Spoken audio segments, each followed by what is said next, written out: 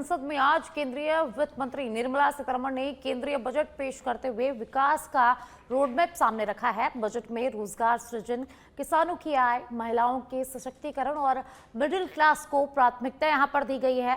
Infrastructure sector के लिए पूंजीगत व्यय बढ़ाया गया है, जिससे सड़कों, रेलवे और शहरी विकास को गति मिलेगी। नौकरी पेशा वर्ग को राहत देते हुए इनकम टैक्स स्लैब में संशोधन यहां पर किया गया है, जिससे हाथ में ज्यादा पैसा बचेगा। शिक्षा और स्वास्थ्य क्षेत्र में बजट में बढ़ोतरी कर मानव संसाधन को मजबूत करने पर जोर दिया गया है। तो वहीं ग्रामीण रोजगार और कृषि से जुड़ी योजनाओं के लिए अतिरिक्त प्रावधान यहां पर किए गए हैं। सरकार का दावा है कि यह बजट विकसित भारत के लक्ष्य को साकार करने की दिशा में अहम कदम साबित होगा।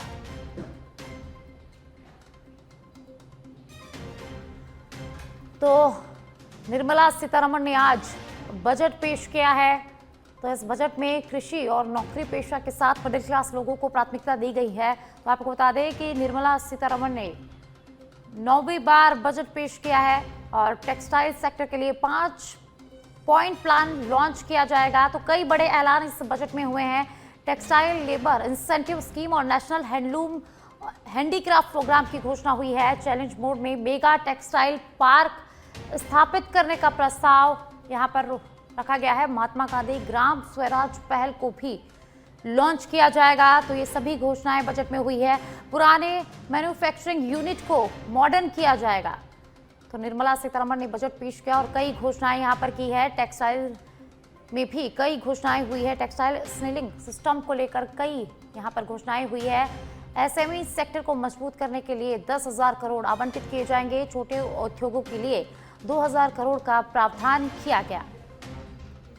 तो वित्त वर्ष 2027 के लिए कैपेक्स लक्ष्य 12.2 लाख करोड़ निर्धारित किए गए हैं। वाराणसी और पटना में शिप रिपेयर इकोसिस्टम स्थापित किया जाएगा। तो कोस्टल कार्गो प्रमोशन स्कीम भी लॉन्च की जाएगी। तो वाटरवेज सेक्टर के लिए युवाओं को ट्रेनिंग दी जाएगी।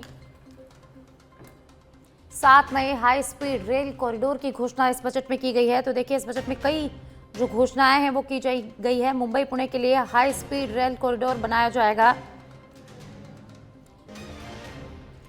तो बैंकिंग सेक्टर के लिए भी रिफॉर्म की जरूरत है।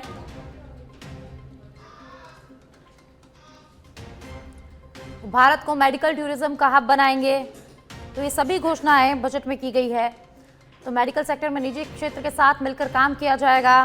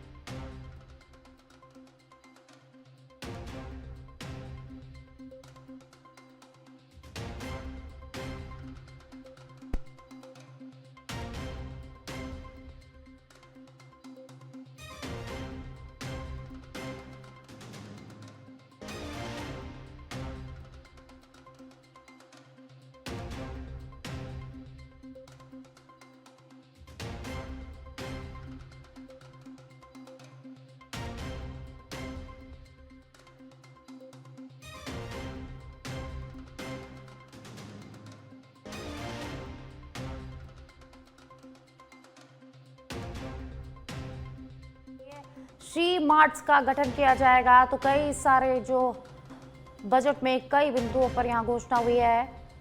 हर वर्ग को ध्यान में रखते हुए बजट पेश किया गया है। नए फ्रेट कॉरिडोर बनाने का प्रस्ताव यहाँ पर रखा गया है। तो निर्मला सीतारमण ने आज 9वीं बार संसद में बजट पेश किया।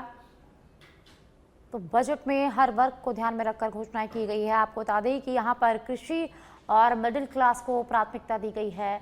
तो निर्मला सीतारमण ने आज बजट पेश कर दिया है।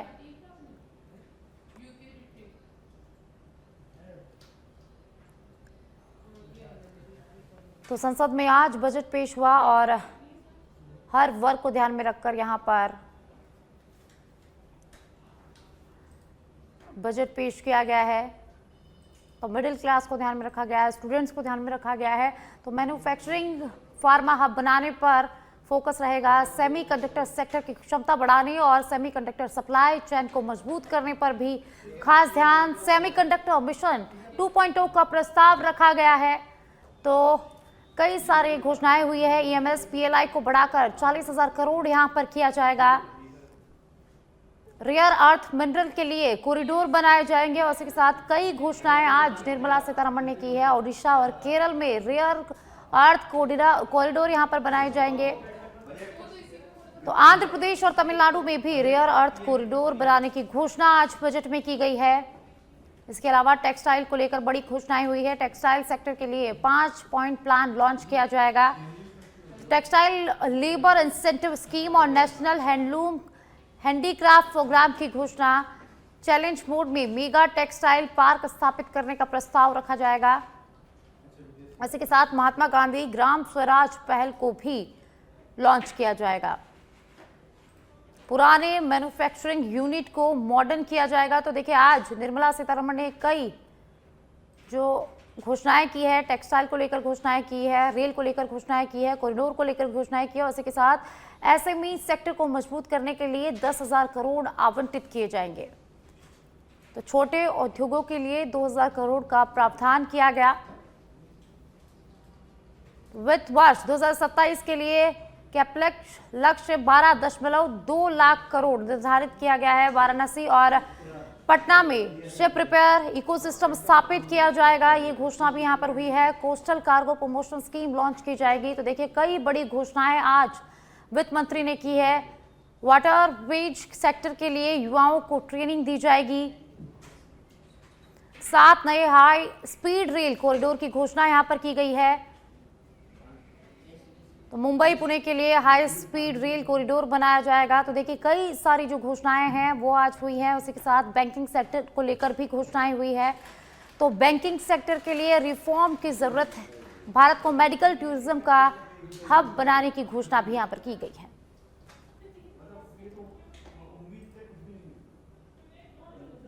तो निर्मला सीतारमण, वित्त मंत्री निर्मला सीतारमण ने आज 9वीं बार बजट पेश कर रहा है और मिडिल क्लास को ध्यान में रखकर, कृषि को ध्यान में रखकर ये बजट जो है वो पेश किया गया है।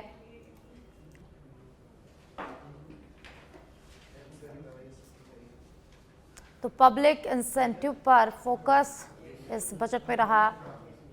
हमारी सरकार ने एक्शन को चुना है। निर्मला सीतारमण ने कहा